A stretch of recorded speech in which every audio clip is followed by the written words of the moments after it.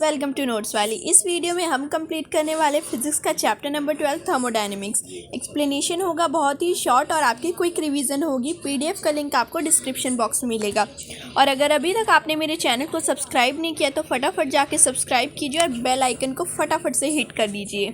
ज़्यादा देरी ना करते हम स्टार्ट करते हैं अपना एक्सप्लेनेशन।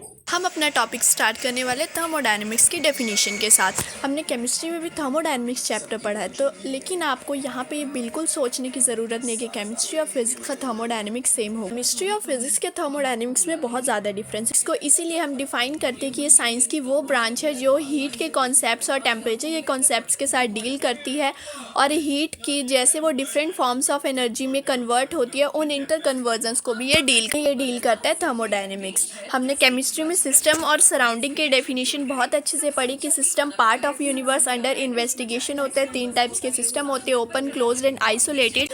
ऐसा पार्ट ऑफ यूनिवर्स जिसके ऊपर सिस्टम का डायरेक्ट इफेक्ट हो उसे हम सराउंडिंग कहते हैं। और उसके बाद हमने थर्मोडायनेमिक्स वेरिएबल्स हमने पढ़ने हैं जिन्हें हमने केमिस्ट्री में स्टेट वेरिएबल्स या स्टेट फंक्शंस का नाम दिया था, जिनकी वैल्यू सिस्टम के सिर्फ फाइनल और इनिशियल स्टेट पे डिपेंड करती है, not on the path, like pressure, volume and temperature and there are much more and we will study them later. उसके बाद हमारा इक्वेशन ऑफ स्टेट जिसे हम आइडियल गैस इक्वेशन कहते हैं, that is PV equal NRT. और आपको यहाँ पे रियल गैस इक्वेशन भी देखनी है, उसका कोई यूज़ नहीं है, कुछ न्यूमेरिकल्स आ सकते हैं, दैट्स वाई इसे यहाँ पे लिस्ट किया गया है। वैन डर वाल्स इक्वेशन कहती है P + AN² by V² into V minus NB equal NRT. Chemistry में जैसा पढ़ा हमारा वहाँ पे फ्रेम ऑफ रेफरेंस क्या था केमिस्ट्री में वर्क डन के लिए। अगर किसी को पता है कि क्या था फ्रेम ऑफ रेफरेंस तो आप फटाफट वीडियो को पॉज कीजिए और कमेंट से मुझे बताइए।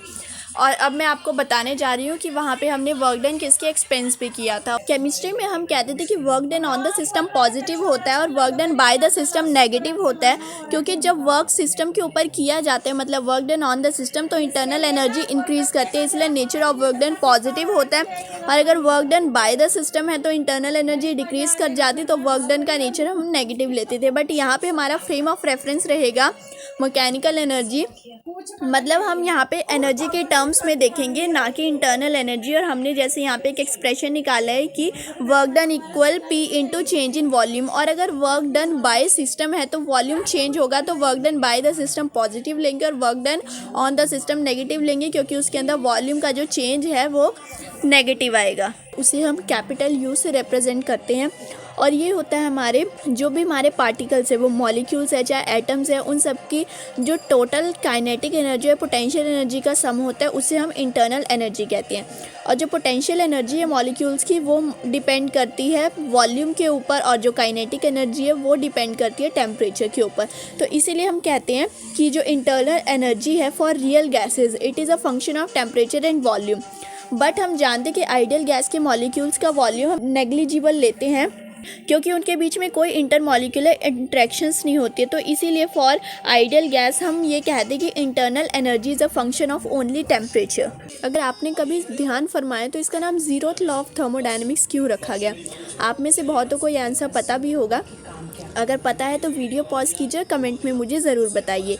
इसे ज़ीरोथ लॉ इसीलिए बोला गया क्योंकि जब इसको बनाने वाले इसको फ्रेम करने वाले साइंटिस्ट R.H. फोलर ने ये लॉ दिया 1931 में, तो उससे पहले ही हमारे जो थर्मोडायनेमिक्स के लॉज थे वो फ्रेम हो चुके थे।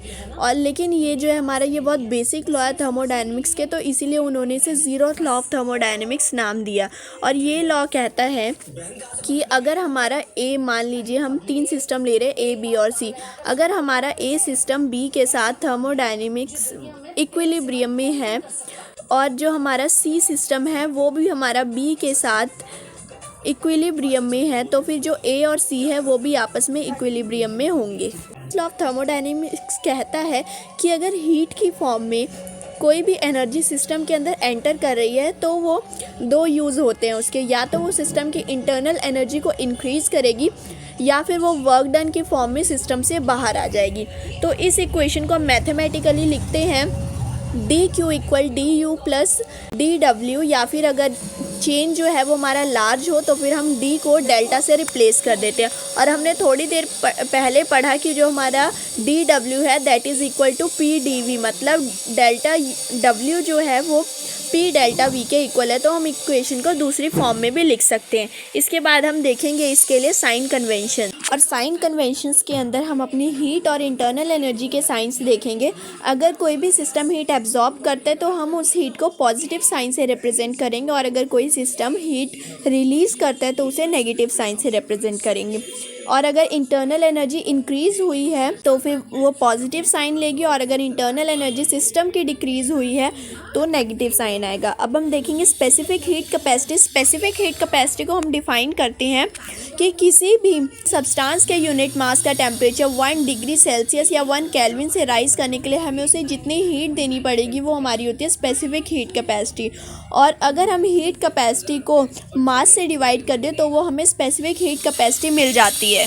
हीट कैपेसिटी को हम कैपिटल एस से रिप्रेजेंट करते हैं, जबकि जो हमारी स्पेसिफिक हीट कैपेसिटी है उसे हम स्मॉल एस से रिप्रेजेंट करते हैं। केमिस्ट्री के अंदर ये जो सिंबल्स हैं वो कैपिटल सी और स्मॉल सी होता है, और इसका जो यूनिट है हमारे स्पेसिफिक हीट कैपेसिटी का वो होता है जूल पर केजी पर केल्विन। और अगर हम मोलर हीट कैपेसिटी ले रहे हैं, मतलब मोलर स्पेसिफिक हीट कैपेसिटी ले रहे हैं, तो उसके अंदर हम मास स्पेसिफाई ना करके number of moles of substance specify करते हैं, और उसके अंदर एसआई यूनिट्स बन जाते हैं जूल पर मोल पर केल्विन, मतलब किलोग्राम की जगह मोल आ जाता है। और अगर कांस्टेंट प्रेशर हो तो सॉलिड्स के लिए जो वॉल्यूम चेंज है वो नेग्लिजिबल होता है, इसीलिए उनके जो सी की वैल्यू है, मतलब मोलर स्पेसिफिक हीट की वैल्यू, वो होती है 3 इंटू यूनिवर्सल गैस कांस्टेंट के इक्वल। लेकिन ये जो फार्मूला है ये कार्बन के ऊपर फॉलो नहीं हो पाते, कार्बन हमारे लिए एक एक्सेप्शन है इसके लिए। और ये जो हमारा फार्मूला हमने अभी सॉलिड्स के लिए पढ़ा मोलर हीट कैपेसिटी का कि C = 3R, ये लो टेम्परेचर के ऊपर फॉलो नहीं होता है। अब हम टोटल एनर्जी का एक फार्मूला देखने वाले हैं फॉर सॉलिड एटम्स, कह सकते हैं हमें n एटम्स लेने हैं सॉलिड जो कि अपनी मीन पोजीशन पे वाइब्रेट करें। अब जैसे कोई भी चीज़ ऑसिलेट करती है तो ये एक उसकी मीन पोजीशन होती है और दो उसकी एक्सट्रीम पोजीशंस होती है, एक इस साइड और एक मतलब उसकी ईदर साइड्स पे होती हैं।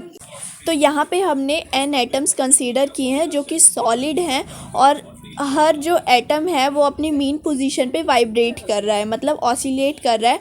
और अगर 1 डायमेंशन में ऑसिलेशन हो तो उसकी एवरेज एनर्जी का फॉर्मूला हम लिखते हैं 2 × ½ kBT, जो B है ये सबस्क्रिप्ट में है, और तो इसका का मतलब हुआ जो कि इक्वल हो गया kBT के। तो 3 डायमेंशन में हम इस kBT को 3 से मल्टीप्लाई कर देते हैं, और 1 मोल सॉलिड एटम्स के लिए ये हम इससे हमारी इंटरनल एनर्जी निकल जाती है जो कि होती है 3 kBT × Na मतलब एवोगैड्रो नंबर, जो कि 1 मोल एटम्स के लिए हम लिखते हैं। और जो हमारा kBT × Na का प्रोडक्ट होता है वो होता है R × T, मतलब universal gas constant into temperature के इक्वल। इसके बाद हम देख रहे हैं specific heat capacity of water. ये बहुत ही इंपॉर्टेंट टॉपिक है इस चैप्टर का। इसके अंदर हम डील करेंगे कैलोरी के साथ। कैलोरी जो हमारी सीजीएस यूनिट ऑफ एनर्जी हुआ करती थी, कैलोरीज के अंदर मतलब कैलोरीज को हम डिफाइन करते हैं कि 1 calorie is that amount of heat which is required to increase the temperature of 1 gram water by 1 degree. और टू बी मोर स्पेसिफिक हम कहते हैं कि उसका टेम्परेचर 14.5 डिग्री सेल्सियस से 15.5 डिग्री सेल्सियस करना है। और जो कैलोरी का एसआई यूनिट है दैट इज़ आल्सो जूल। और specific heat capacity of water जो होती है वो होती है 4186 जूल पर केजी पर केल्विन। इसके बाद हम देखेंगे मैकेनिकल इक्विवेलेंट ऑफ हीट। ये कुछ नहीं है, ये सिर्फ हमारा कन्वर्जन फैक्टर है बिटवीन हमारे कैलोरी और वर्क डन या फिर हीट का हम कह सकते हैं। इसके बाद हम पढ़ेंगे मेयर्स फार्मूला। मेयर्स फार्मूला कुछ नहीं है, हमने जो हमारे केमिस्ट्री में रिलेशन डिराइव किया था Cp - Cv = R, मतलब molar heat capacity at constant pressure of any gas minus molar heat capacity of any gas at constant volume is equals to R, and R is the universal gas constant. Mayer's formula का यहाँ पे complete आपको explanation और यहाँ पे complete derivation दिया है, वो आपको खुद पढ़ना है क्योंकि ये 2 या 3 मार्क्स के अंदर आपको एग्ज़ाम में आ सकता है। आप इसे अच्छे से देखिए और एंड में हम अपना मेयर फार्मूला जो है वो डिराइव कर लेते हैं, that is Cp - Cv = R। Graph plot करें फॉर फिक्स टेम्परेचर तो उसे हम आइसोथर्म कहते हैं, और अगर कांस्टेंट वॉल्यूम के ऊपर बनाया जाए ग्राफ तो उसे हम आइसोकोर कहते हैं, और अगर कांस्टेंट प्रेशर के ऊपर ग्राफ प्लॉट किया जाए तो उसे आइसोबार कहते हैं। अब हम देखेंगे एक्सटेंसिव और इंटेंसिव वेरिएबल्स। एक्सटेंसिव वेरिएबल्स वो होते हैं जिनसे हमारे सिस्टम का साइज़ इंडिकेट करते हैं, मतलब जो कि मास के ऊपर डिपेंड करते हैं। इंटेंसिव वेरिएबल्स सिस्टम के मास के ऊपर या उसके साइज़ के ऊपर डिपेंड नहीं करते हैं, और अगर हम किसी इंटेंसिव वेरिएबल को एक्सटेंसिव वेरिएबल से मल्टीप्लाई करें तो आंसर हमेशा एक्सटेंसिव ही आता है। ये जो क्वासी स्टैटिक प्रोसेस है इसके आपको दो कैरेक्टरिस्टिक्स हैं वो याद रखने, और उसी से हम क्वासी स्टैटिक प्रोसेस को डिफाइन करते हैं। क्वासी स्टैटिक प्रोसेस की आपको दो कैरेक्टरिस्टिक्स याद रखने और उसी से हम इस प्रोसेस को डिफाइन करते हैं। फर्स्ट, ये जो क्वासी स्टैटिक प्रोसेस है ये बहुत ही ज़्यादा स्लोली प्रोसीड करता है, मतलब it is a very very slow process. और जब भी ये प्रोसेस होता है तो जो सिस्टम है वो सराउंडिंग्स के साथ थर्मल और केमिकल इक्विलिब्रियम में हमेशा रहना चाहिए। इसके बाद हम देख रहे हैं अपने टाइप्स ऑफ प्रोसेसेस, और इसके अंदर हमारा सबसे पहले थर्मल प्रोसेस आइसोथर्मल प्रोसेस है। आइसोथर्मल प्रोसेस वो होते हैं जो कांस्टेंट टेम्परेचर के ऊपर प्रोसीड करते हैं, जिसका मतलब dt या फिर डेल्टा T इक्वल 0, लेकिन प्रेशर और वॉल्यूम चेंज हो सकते हैं। आइसोथर्मल प्रोसेसेस के लिए कंडीशन होती है कि इन्हें भी बहुत स्लोली प्रोसीड करना चाहिए और इनके लिए प्योरली कंडक्टिंग वॉल्स होनी चाहिए सिस्टम की। और इन प्रोसेसेस के लिए जो हमारा फर्स्ट लॉ ऑफ थर्मोडायनेमिक्स है वो चेंज हो जाता है delta Q equal P delta V में, क्योंकि जितना भी हम हीट सिस्टम को देते हैं वो सारा वर्क करने में चेंज हो जाता है और वो इंटरनल एनर्जी में कोई चेंज नहीं आता है। इसके बाद हम आइसोथर्मल प्रोसेसेस के अंदर वर्क डन निकालेंगे, और वो सिंपली जो हमने पहले इक्वेशन निकाली थी थोड़ी देर पहले dW इक्वल PdV, उसे यूज़ करके हमने अपना वर्क डन निकाल लिया, जो आ गया nRT log E V2 minus V1। log E का मतलब यहाँ पे नेचुरल लॉग है, और नेचुरल लॉग को हमें कॉमन लॉग्स के अंदर चेंज करने के लिए उसे 2.303 के फैक्टर से मल्टीप्लाई करना पड़ता है, और अगर लॉग में दो चीज़ें माइनस हो रही हो तो वो डिवाइड हो जाती हैं। तो जो हमारा कॉमन आंसर आता है इसके अंदर वर्क डन आता है आइसोथर्मल प्रोसेसेस के अंदर, वो आता है 2.303 into nRT into log V2 by V1। और अगर आप V2 बाई V1 को चेंज करें तो वो P1 बाई P2 से रिप्लेस हो जाता है। अब हम पढ़ेंगे एडियाबैटिक प्रोसेस। एडियाबैटिक प्रोसेसेस वो होते हैं जिनमें सिस्टम और सराउंडिंग के बीच में हीट का कोई भी एक्सचेंज नहीं होता है। और जो एडियाबैटिक प्रोसेसेस है इसके अंदर हमारा प्रेशर, वॉल्यूम और टेम्परेचर तीनों चेंज हो सकते हैं, बट जो डेल्टा Q है वो 0 होता है क्योंकि हीट का कोई भी एक्सचेंज नहीं हो रहा है। एडियाबैटिक प्रोसेसेस को बहुत ही फास्ट कैरी किया जाता है और इनके लिए प्योर इंसुलेटिंग वॉल्स होनी चाहिए हमारे सिस्टम की। तो वर्क डन निकाला, वैसे हम एडियाबैटिक प्रोसेस के लिए भी वर्क डन निकालेंगे, बट उसके लिए हमें पहले कुछ रिलेशंस को डिफाइन करना पड़ेगा। सबसे पहले हम प्रेशर और वॉल्यूम के बीच में देखेंगे जो है PV raise to gamma equal K जो है वो कोई कांस्टेंट है, और नेक्स्ट प्रेशर और टेम्परेचर के बीच में P1 raise to power 1 minus gamma into T raise to power gamma equal K भी अलग कांस्टेंट है, ये मत सोचिए सारे केस की वैल्यू इक्वल आती है। और नेक्स्ट वॉल्यूम और टेम्परेचर के बीच में TV raise to power gamma -1 equal K। और जो गामा है यहाँ पे वो है हमारा CP बाई CV। CP जो हमारा होता है molar specific heat at constant pressure, और CV जो होता है molar specific heat at constant volume. तो जो गामा है वो ये है जो हमने सबकी पार्ट्स के फॉर्म में लिखा है। और अगर हमारी कोई भी आइडियल गैस एडियाबैटिकली अपनी स्टेट में चेंज करती है कि मतलब P1 V1 स्टेट से अपनी P2 V2 स्टेट में जाती है, तो उसके लिए ये रिलेशन फॉलो होता है P1 V1 raise to power gamma equal P2 V2 raise to gamma. और इसी को यूज़ करके हम अपना नेचर ऑफ वर्क डन निकालेंगे यहाँ पे कि एडियाबैटिक प्रोसेस में वर्क डन कैसा होता है। और ये सारे इंटीग्रेशन वगैरह हमने रिलेशंस यूज़ किए हैं, और उसके बाद हम एंड में कंक्लूजन पे पहुँचते हैं कि जो हमारा वर्क डन होता है एडियाबैटिक प्रोसेस में that is equal to 1/1 minus gamma into P2 V2 minus P1 V1। या फिर हम आइडियल गैस इक्वेशन यूज़ करके यहाँ पे ये भी लिख सकते हैं कि 1/γ-1 into NR into T1 minus T2। Work done ये होता है हमारा एडियाबैटिक प्रोसेस के लिए। आइडियल गैस एडियाबैटिकली एक्सपेंड करते हैं तो टेम्परेचर ऑफ सिस्टम फॉल कर जाता है। आइसोकोरिक प्रोसेसेस वो होते हैं जिन्हें कांस्टेंट वॉल्यूम के ऊपर कैरी आउट किया जाता है, और आइसोकोरिक प्रोसेसेस के अंदर ना गैस के ऊपर कोई वर्क डन किया जाता है और ना गैस कोई वर्क करती है। तो जो एंटायर हीट एब्जॉर्ब या टेकन होती है वो इंटरनल एनर्जी को इंक्रीज़ करने में लग जाती है। और इसके लिए हम एनर्जी का फॉर्मूला या जितनी एनर्जी टेकन आउट किए हमने उसका फॉर्मूला लिखते हैं n into C we delta T, मतलब जितना टेम्परेचर में चेंज आया into number of moles of that substance या गैस, और सी वी मतलब molar specific heat at constant volume. और सेम इक्वेशन आइसोबारिक प्रोसेसेस पे फॉलो होती है। और आइसोबारिक प्रोसेसेस वो होते हैं जो कांस्टेंट प्रेशर के ऊपर कैरी आउट किए जाते हैं। और आइसोबारिक प्रोसेसेस के अंदर हमारा वर्क डन हो जाता है n into R into T2 minus T1। Cyclic process, अब नाम से पता लग रहा है कि इसके अंदर कुछ साइकिल होगा। अब ये नहीं कि आपके चलाने वाली बाईसाइकिल होगी।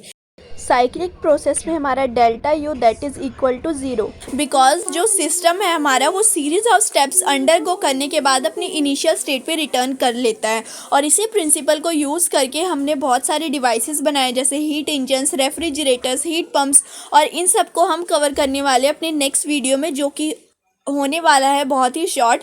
और जो भी टोटल एनर्जी एब्जॉर्ब करता है सिस्टम साइक्लिक प्रोसेस के दौरान, वो सारी वर्क डन करने में मतलब वर्क डन में कन्वर्ट हो जाती है।